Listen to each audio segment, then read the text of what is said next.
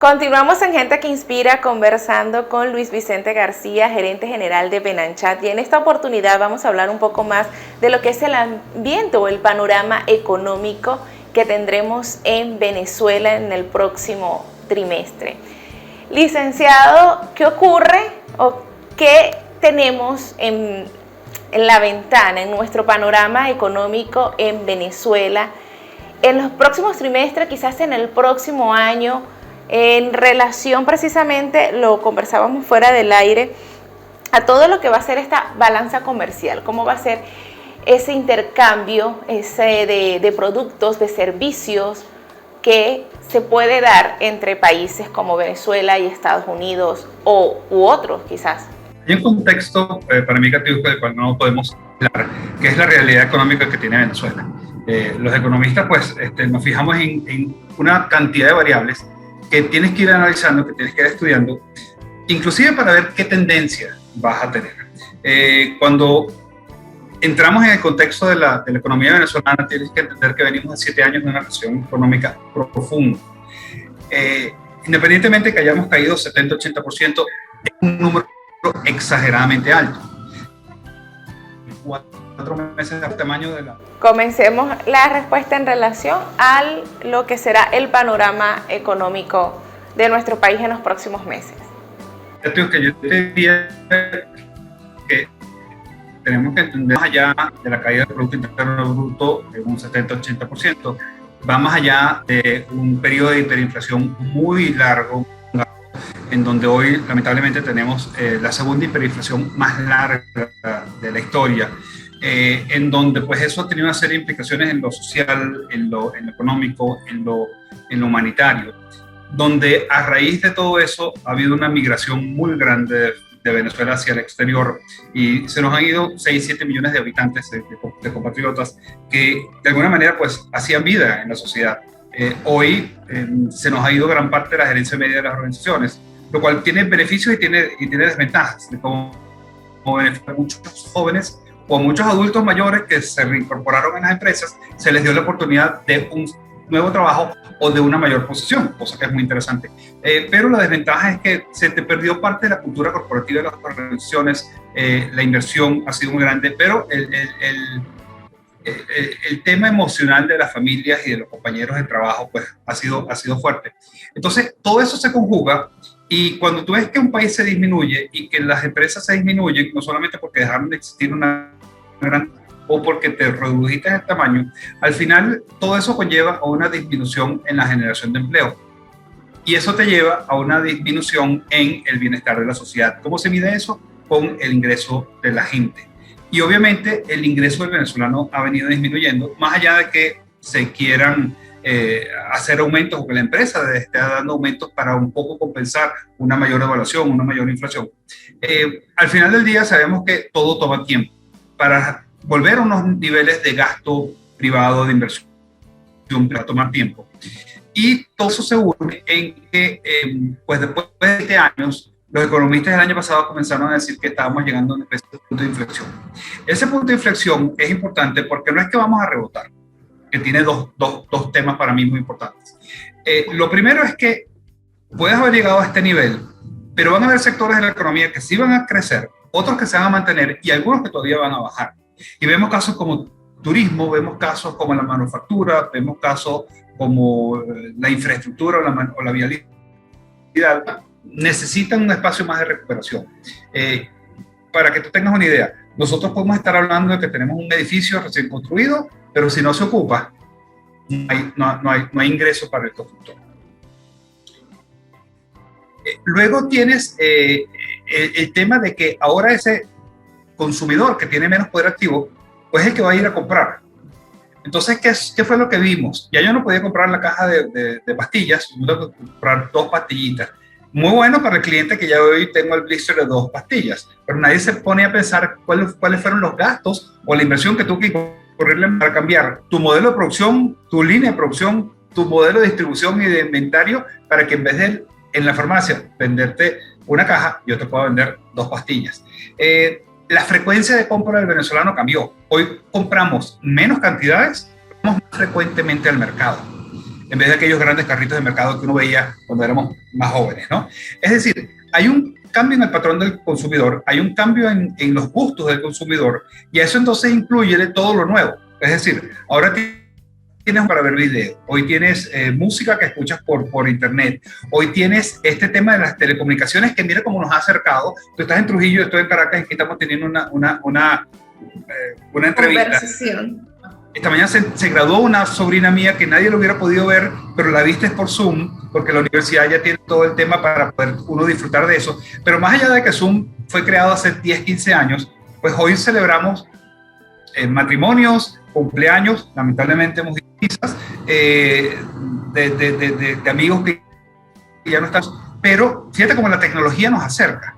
Entonces, ha habido todo un cambio en el mindset del consumidor, ha habido todo un cambio en el mindset de las empresas, y va a faltar un momento, o viene todo un proceso de reacomodo.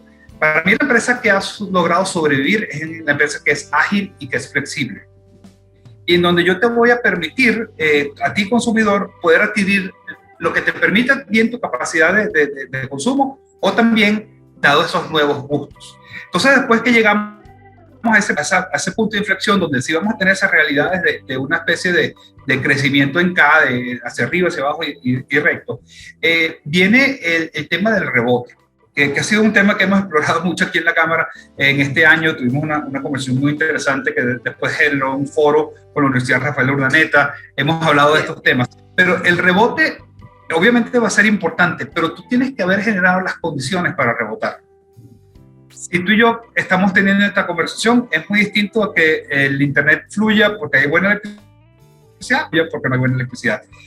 Lo mismo pasa con una recuperación económica. Yo tengo que hacer una recuperación económica viendo el largo plazo, definiendo una estrategia que sea sostenible en el tiempo y que no sea pues con una especie de sub y baja, que crecemos, bajamos, porque tengo que cambiar una cantidad de cosas. Ese cambiar cosas te va a llevar a que tú tengas esas condiciones, las condiciones mínimas indispensables para que tu rebote, si uno piensa en una pelota de básquet, la estás rebotando, estás driblando, pero la pelota está en el mismo lugar. Sube y baja en el mismo lugar, no te estás moviendo. Lo que tenemos que hacer es inyectarle ese movimiento para que la pelota avance, y bueno, así igual con la economía, con el ingreso del personal del venezolano, con la capacidad de adaptación de las empresas, y en todo caso una recuperación este año.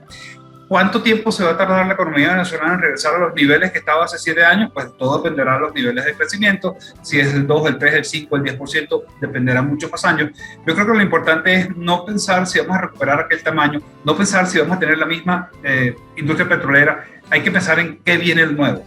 Y entonces la empresa, una parte de la pregunta de la balanza comercial que tú mencionabas, la balanza comercial de Venezuela hoy es pequeña, la balanza comercial con los Estados Unidos es más pequeña todavía. Exportábamos petróleo y comprábamos una grandísima cantidad de cosas, pues teníamos una balanza comercial de miles de millones de dólares, hoy son poquitos miles de millones de dólares. Pero yo creo que lo importante es hacia dónde vamos a ir. Cuando la empresa venezolana tenga la capacidad de exportar productos, y estamos viendo que se está exportando cangrejo, camarones, flores, cacao, madera, pero también está exportando servicios.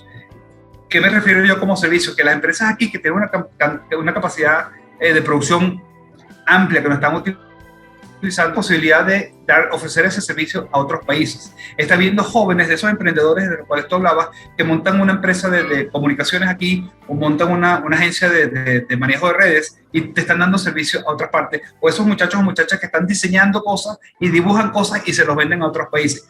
Todo eso va a generar un cambio. Más allá de que estamos en una economía que ahora va a tener que entender lo que significa una economía de remesas, porque con tantos venezolanos afuera y con la realidad económica o financiera de las personas, pues tenemos que entender que nuestros familiares afuera nos van a estar mandando fondos a nosotros para que nosotros podamos cubrir nuestras necesidades. Pero yo creo que más allá de eso tenemos que enfocarnos hacia dónde queremos que vaya la sociedad. Y en ese querer, hacia dónde debe ir la sociedad, pues tenemos que hablar de la educación, tenemos que hablar de la formación, tenemos que hablar del reentrenamiento, y tenemos que hablar de cómo vamos a nosotros a dar esas nuevas habilidades que necesita nuestro trabajador, o las nuevas habilidades que nosotros mismos necesitamos, porque ese mundo del futuro, que es a partir de mañana, va a ser muy distinto. Va a ser un mundo tecnológico, no necesariamente vamos a ser expertos tecnológicos, sino dependientes de la tecnología. Vamos a tener una mayor comunicación y la cantidad de información que nos llega, vamos a tener que aprender de cómo la sorteamos y cómo vamos captando lo verdaderamente importante y lo real. Y en ese sentido, pues, de nuevo, como te mencionaba anteriormente, es que nos concienticemos a que hay que estudiar, a que hay que leer, pero más allá de eso, hay que enseñarle a los niños y a los jóvenes temas como economía, como matemáticas, pero más profundo, como personales. Es importante para un joven que salga de la universidad o que salga del colegio conociendo temas de finanzas personales o temas de mejoramiento personal o que conozca sobre los temas de liderazgo. Porque esta mañana tuvimos una charla increíble del profesor Javier Fernández Aguado de España, que nos habló de 2000 años de la historia del liderazgo, pero al final el liderazgo es lo que nosotros mismos construimos y con lo que nosotros mismos nos identificamos, porque ese liderazgo tiene que ser honesto, tiene que ser ético, tiene que ser de transformación y tiene que ser empático. Cuando nosotros como sociedad habremos logrado todo eso. Sin duda, ese es un valor importante, el hecho de saber liderar y de cómo las nuevas generaciones van a tomar estos nuevos liderazgos, sin dejar a un lado, por supuesto, lo que es la educación y la formación constante que debemos tener como emprendedores o como empresarios. Con esto nos vamos a un corte y regresamos con la parte final de Gente que Inspira, pero para conocer a Luis Vicente García desde su lado más humano. Ya volvemos.